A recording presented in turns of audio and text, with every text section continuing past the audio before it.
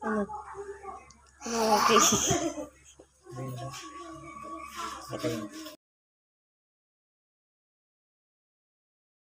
Yun guys, after ng mikos-mikos ni Ate Miriam, ayan na po.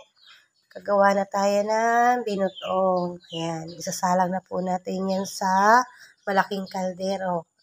At ilalaga na po natin. So yan lang po guys. Thank you for watching.